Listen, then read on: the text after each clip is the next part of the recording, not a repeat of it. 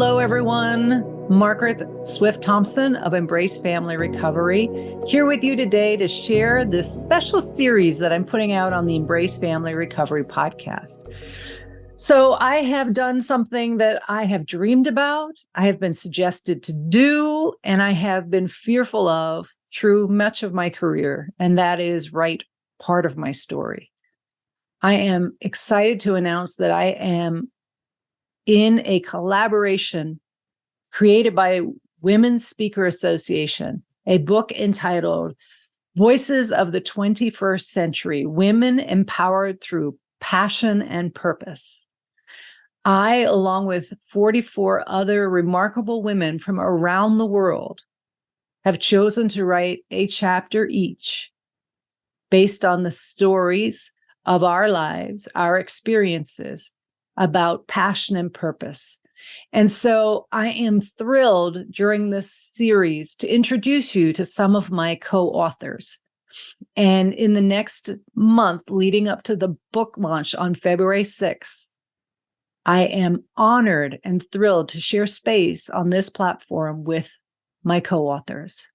So buckle up and meet some of the women who I have been experiencing this journey with over the last year, leading up to the launch of our book, Voices of the 21st Century, Women Empowered Through Passion and Purpose.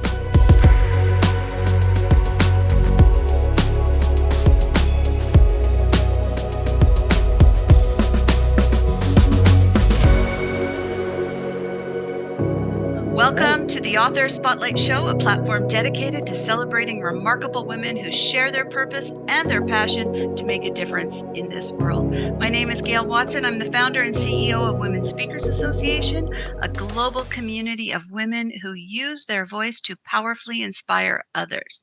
Today, we're talking about the book Voices of the 21st Century, Women Empowered Through Purpose and Passion. Through passion and purpose.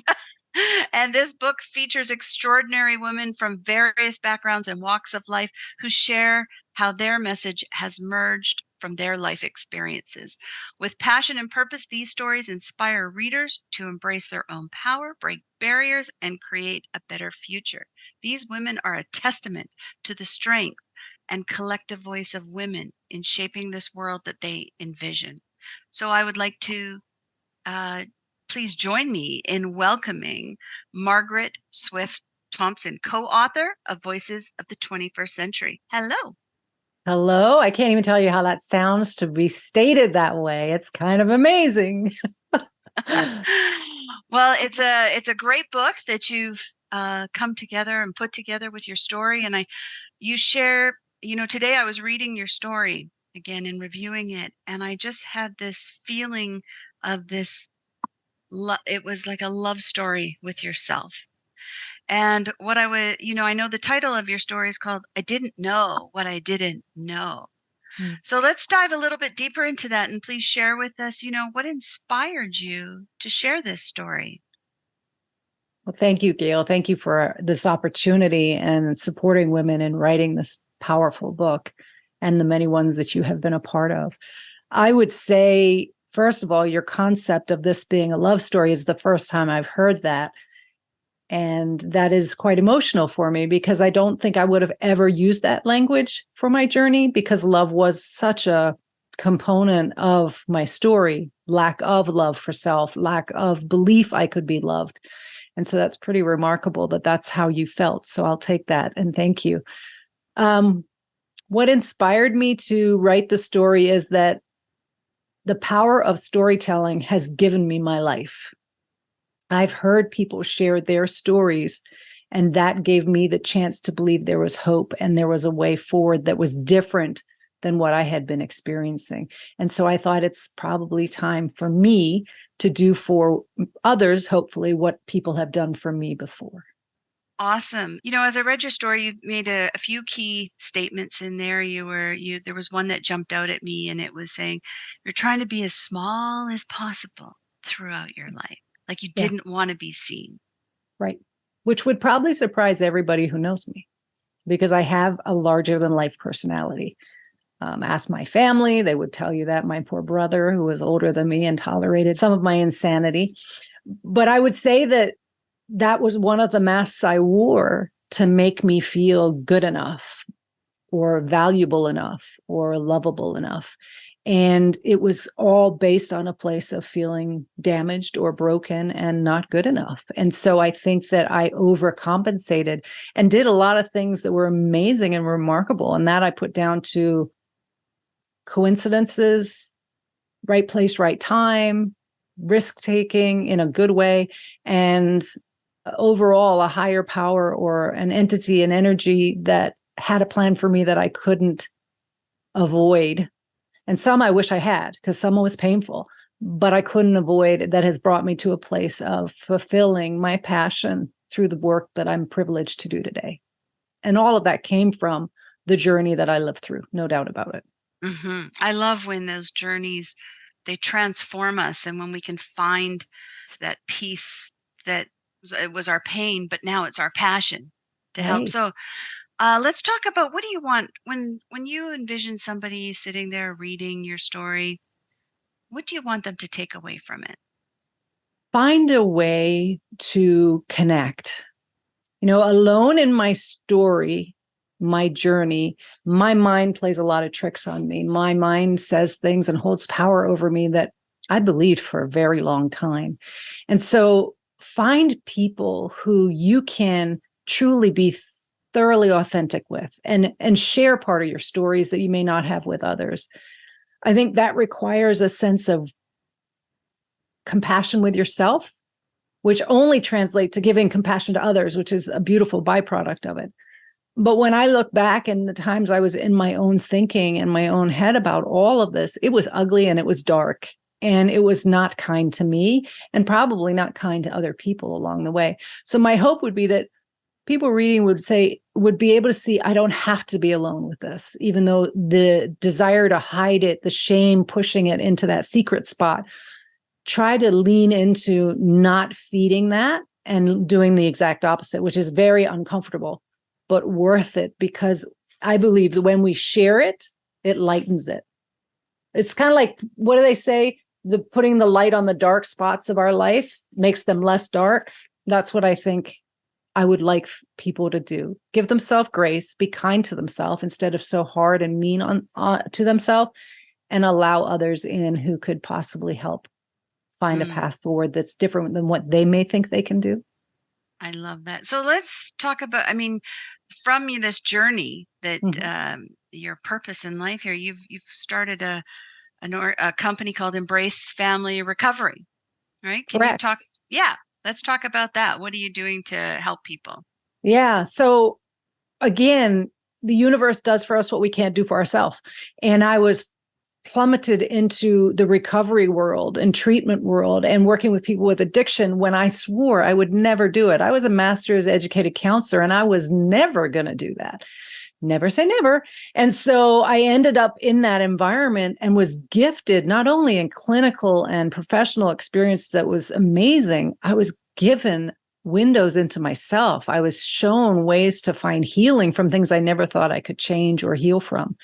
And after many of us, COVID happened and the world shifted on its axis, I was again afforded an opportunity. My higher power did for me what I wouldn't do for myself. And it was like, okay, kid, if this isn't there anymore, what are you going to do?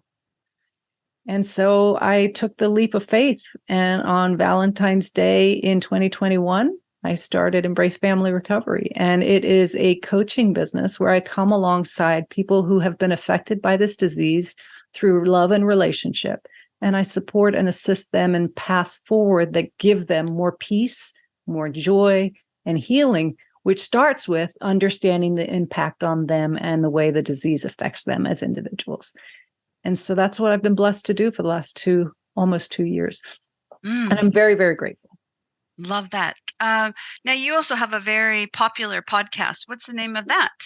I do. I have the podcast called the Embrace Family Recovery Podcast, which is on all streaming platforms and on my website.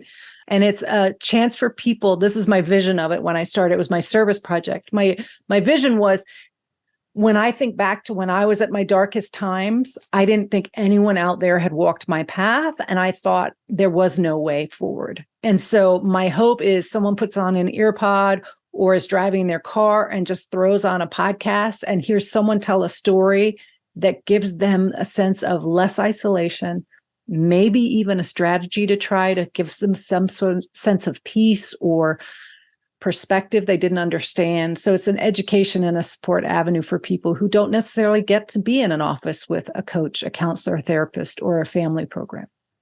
You really speak a lot about community coming together, whether it's close friends or people that we don't know, just to really support us in getting through this.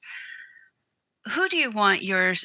I mean, if we think of the ideal person reading your story, if somebody's sitting out there listening right now and wondering, oh, should I get this, or do I know somebody that I can give this to? Who do you want to see, this book in the hands of? I would say anyone who inside themselves feel less than, broken, has this core sense of shame about themselves. I would like them to have this. I would also like anyone who loves them to read it because, when you navigate this world, you do it within a family system who does absolutely the best they can to love you. And they do that, but they don't always get what your experience is because it's truly unique to each and every one of you. But if someone could read my story and have a better understanding of their partner, their parent, their child, their sibling, that would be really extraordinary. And I would love that. I would love it to be something people walk away and feel there is hope.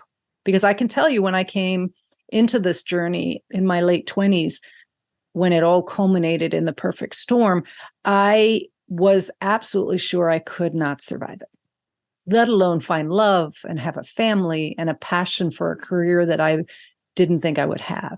And so I'm just hoping people will walk away with a sense of hope and that it can touch someone's story who may not have a voice. Because unfortunately, addiction, for example, people will talk about substance use disorder and chemical addiction, but we don't talk about food addiction very often. And I think just even if somebody read it and had that new lens, that would be fantastic. I love that. Okay, so let's talk about where can we get a copy of your book? So as of February 6th, when we are published, which is amazing, I will be offering my book on my website, embracefamilyrecovery.com. And I'm actually thinking about starting a pre-sale thing because I hear that's a good idea. And so look for it on my website. And if you want to reach out to me about it, you can always email me at margaret@embracefamilyrecovery.com. Awesome. Okay, so a great book for anyone listening right now to read it. And as I mentioned before, as I read it, it really touched me in a very special spot because it just spoke about that acceptance of ourselves, how to learn to love ourselves. And I thought, what a beautiful journey, although very rocky and could potentially be life threatening and all sorts of things, to emerge and just have that wonderful feeling. So I want to personally thank you for being so vulnerable in this book, to Thank you. show up with that heart on fire, to light up this world and to bring hope to others who can, even if they just relate to a small piece of it, because it takes women like you to stand in that courage, to find that courage, to really pull it from within. So I want to thank you for that. I want to say with that women have been a fundamental part of me finding myself. And so that's another reason that I was so drawn to this book was with the other 45, other than me, women who've written these powerful stories of their own. What a compilation of remarkable human beings. And I think sometimes women don't get encouraged to show up for themselves and each other. So seeing that happen is just beautiful. So it's great to be a part of it. That's awesome. Well, you've shared a lot of great tips with us and pieces of your story.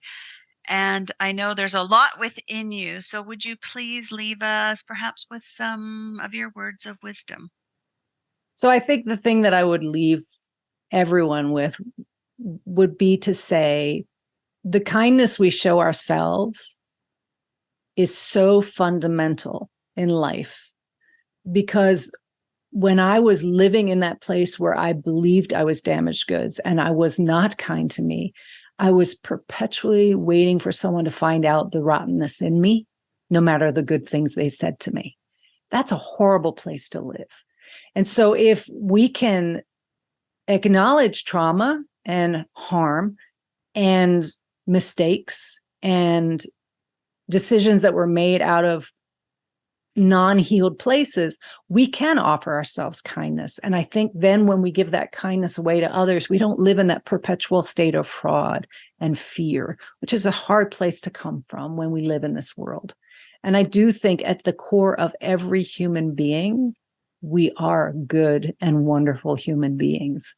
And life happens to us, and pain happens, and resiliency happens, and strength happens. So I would say give yourself grace and give yourself compassion and find someone else so you're not alone in it, because alone in it, we will not change. Allow people to come alongside you, whether it be a coach, a therapist, a mentor, a great friend, a family member, an elder, a spiritual guide, and let them assist you. If you know at this point in your life you're struggling, really, you deserve not to struggle alone anymore. So let somebody come alongside you and help you. That's my wish for everybody. That's a beautiful wish. We can't do it alone. We cannot. We can't do it alone. Okay, Margaret, thank you so much for, again, sharing your heart, sharing your story, and just really showing up in the true you and with the intention of healing power to others. So thank you very much for joining us. Thank you, Gail. Thank you for giving this platform and this space for women like myself to have a voice and to offer the voice to other people who choose to read it. So thank you for doing that. Okay, thank you. And to everyone who's listening, thank you so much. And wherever you are in this world, please make it a great day. And we'll talk with you soon.